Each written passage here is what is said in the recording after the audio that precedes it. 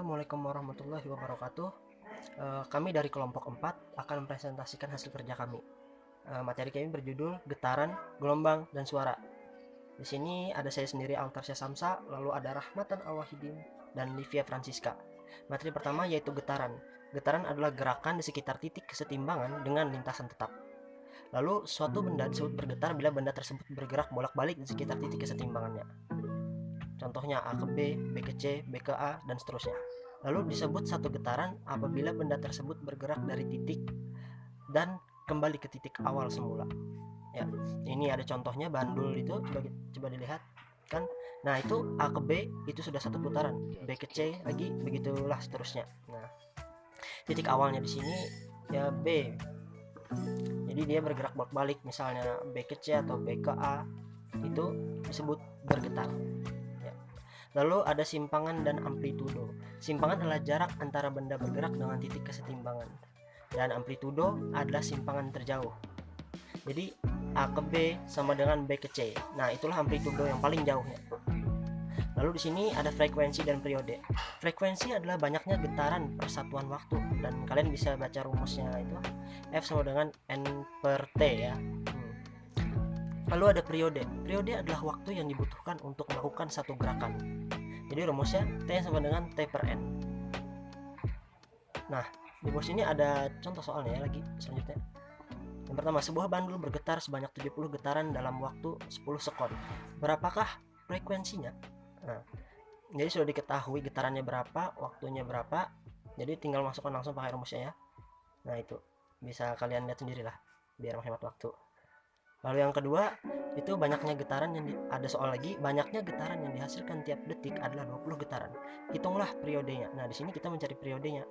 Rumusnya tadi kan seperti yang sudah disebutkan, T sama dengan T per N ya. Tinggal masukkan rumus saja. Ya. Yang kedua adalah gelombang. Gelombang adalah suatu getaran yang merambat dalam perambatannya. Gelombang membawa energi. Dengan kata lain, gelombang merupakan getaran yang merambat dan getaran sendiri merupakan sumber gelombang. Jadi gelombang adalah getaran yang merambat dan gelombang yang bergerakan merambatkan energi atau tenaga. Jenis gelombang, pembagian jenis gelombang ini didasarkan pada medium perambatan gelombang, yaitu yang pertama gelombang mekanik, yaitu gelombang yang perantaranya butuh medium, misalnya gelombang air, gelombang bunyi, gelombang selinki, gelombang permukaan air, dan gelombang pada tali. Yang kedua adalah gelombang elektromagnetik, yaitu gelombang yang perambatannya tidak memerlukan medium. Sedangkan berdasarkan arah rambatan dan getarannya dibagi menjadi dua, yaitu yang pertama gelombang transversal, yaitu gelombang yang arah rambatannya tegak lurus dengan arah getarannya. Yang kedua, gelombang longitudinal, yaitu gelombang yang arah rambatannya sejajar dengan arah getarannya. Misalnya gelombang selinki. Sifat-sifat gelombang. Yang pertama, dispersi gelombang. Yang kedua, pemantulan gelombang lingkaran oleh bidang datar. Yang ketiga, pembiasan gelombang. Yang keempat, difraksi gelombang. Yang kelima, interferensi gelombang. Yang keenam, polarisasi gelombang. Contoh soal, gelombang air laut mendekati perahu dengan cepat rambat 10 meter per sekon. Jika jarak antara kedua pucuk gelombang dan berdekatan adalah 2 meter, tentukan periode dan frekuensi gelombangnya. Pembahasan, diketahui pi 10 second, lambdanya 2 meter, yang ditanyakan T dan F. Pembahasan, berdasarkan rumus cepat rambat gelombang diperoleh pi per lambda per T atau T per lambda per V. T sama dengan 2 per 10 sama dengan 0,2 sekon. Frekuensinya dirumuskan sebagai berikut. F sama dengan 1 per T sama dengan 1 per 0,2 sama dengan 5 Hz. Jadi periode gelombangnya berturut-turut adalah 0,2 S dan 5.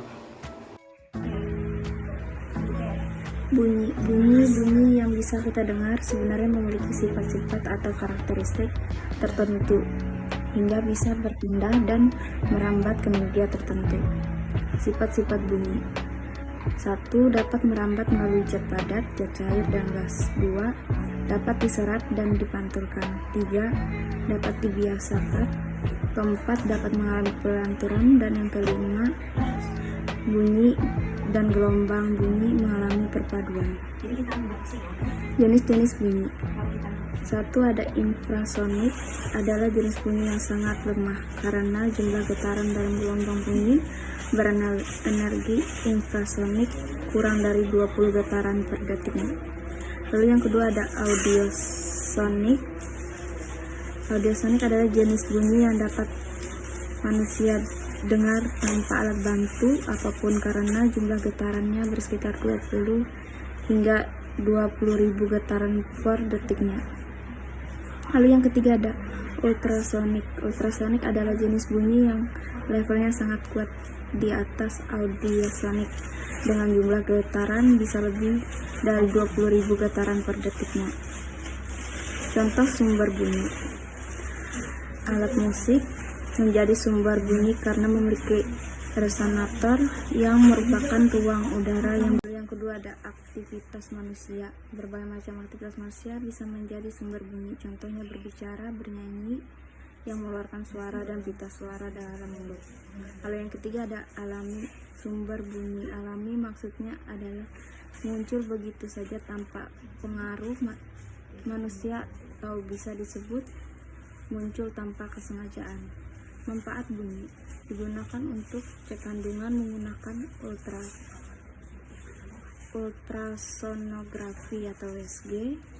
Lalu pengujian ultrasonik. Lalu yang ketiga ada terapi ultrasonik, dan yang keempat pembersih ultrasonik. Lalu ada contoh soal gelombang bunyi. Taraf intensitas bunyi sebuah mesin rata-rata 50 dB.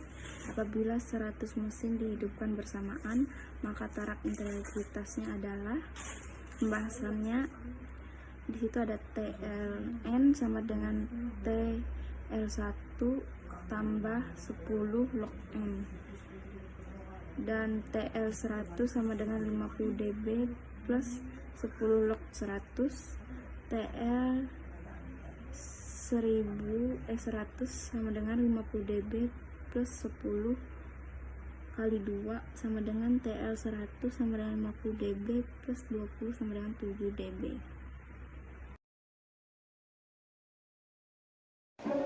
Assalamualaikum warahmatullahi wabarakatuh. Perkenalkan, nama saya Rahmatan Alhidin, program studi PGSD kelompok C.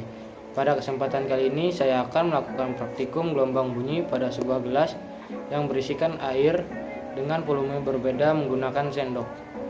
Tujuan dilakukannya percobaan ini adalah mengetahui berdampakkah perbedaan volume air pada suara yang dihasilkan. Berikut alat dan bahan yang diperlukan. Untuk alat, yang pertama yang kita gunakan adalah gelas, yang kedua adalah sendok, dan yang terakhir adalah air.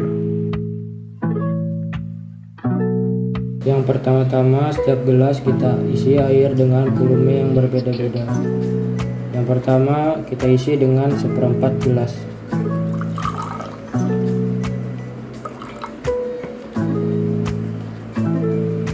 Yang kedua kita isi setengah gelas.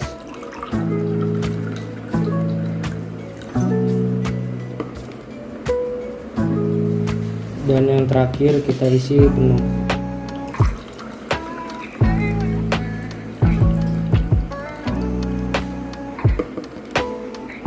Lalu yang kedua kita ketuk gelas menggunakan sendok dan dengarkan perbedaan suara pada setiap gelas.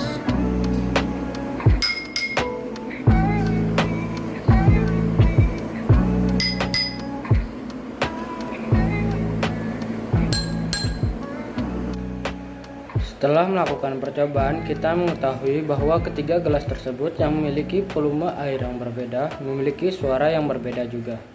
Pada gelas yang terisi 1/4 air, suaranya lebih nyaring daripada gelas yang terisi penuh dengan air.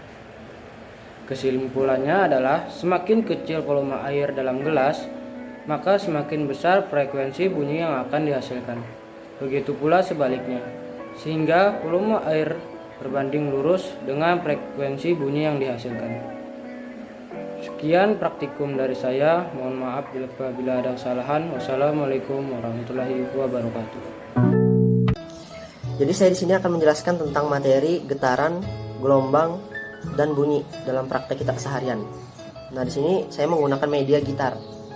Nah, perlu diketahui bahwa gitar ini dapat menghasilkan suara yang merdu ya. Bahkan ada jangkauan nada tersendirinya. Ada yang tinggi, ada yang rendah. Begitu pula frekuensinya. Contohnya bila saya main di sini. I lost my mind trying to get you on. Nah, itu nadanya cukup tinggi. Begitu pula bila saya main di sini. I lost my mind trying to get. Nah, artinya di sini kan jelas bahwa ada jangkauan nada tersendiri, ada yang tinggi, ada yang rendah. Nah, begitu pula frekuensi yang dihasilkan, ada yang cukup besar, ada yang kecil. Kan kita sudah tahu bahwa frekuensinya ada yang besar, ada yang kecil dari suara yang dihasilkan oleh gitar ini. Maka ada 3 faktor yang mempengaruhi daripada besar kecilnya frekuensi tersebut. Yang pertama yaitu panjangnya senar. Contohnya saya main di sini. Maka frekuensi yang dihasilkan itu kecil. Semakin panjang senarnya, maka semakin kecil frekuensinya, begitu. Apabila saya pendekkan senar main di sini. Nah, artinya frekuensinya semakin besar pula apabila dipendekkan senarnya. Lalu faktor yang kedua yaitu massa satuan jenis senar. Jadi ini kan ada 6 senar nih, ya. Yang di atas ini biasa kita sebut bass. Ini memiliki massa yang lebih besar, sedangkan paling bawah ini massanya lebih kecil. Nah, setelah kita bunyikan yang bass ini, kita mengetahui bahwa frekuensinya yang dihasilkannya itu kecil. Artinya semakin besar massanya, semakin kecil frekuensinya. Sedangkan yang paling bawah ini, yang massanya kecil, itu menghasilkan frekuensi yang cukup besar ya. Nah. Lalu faktor yang ketiga yaitu tekanan dan gaya. Oke, pada faktor tekanan dan gaya ini, kalau saya memberikan gaya atau tekanan yang kecil pada saat saya menggenjreng gitar ini, maka akan menghasilkan frekuensi yang kecil pula. Contohnya seperti ini.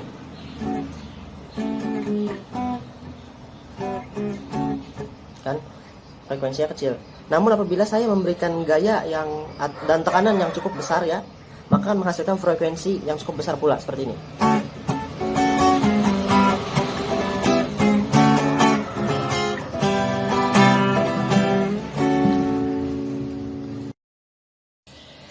Dapat kita simpulkan 3 faktor yang mempengaruhi tadi, yaitu yang pertama ialah panjang dan pendek senarnya. Semakin panjang senar gitar, maka akan menghasilkan frekuensi yang semakin kecil.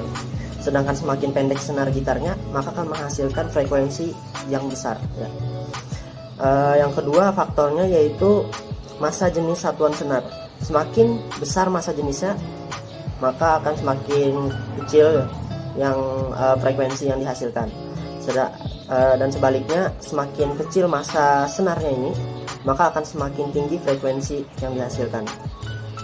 Lalu faktor yang ketiga yaitu terkait gaya dan tekanan yang diberikan. Semakin besar tekanan dan gaya yang diberikan, maka akan semakin besar frekuensinya. Dan sebaliknya, semakin kecil gaya dan tekanan yang diberikan, maka akan semakin kecil pula frekuensinya. Nah, jadi dapat kita simpulkan bahwa saat kita bermain gitar, itu membuat sebuah getaran. Dan sebuah getaran ini merambat yang akan menjadi sebuah gelombang. Nah, gelombang ini nantinya akan menghasilkan sebuah energi yang kita sebut dengan suara. Begitu cara kerjanya. Sekian dan terima kasih. Nama saya Ripia Francisca. Saya akan mempraktikkan materi tentang bunyi, getaran, dan gelombang. Alat dan bahan yang diperlukan hanya mangkok dan air. Saya akan mempraktikkan di sini sudah ada mangkok yang berisi air dalam keadaan tenang. Lalu saya akan meniupnya.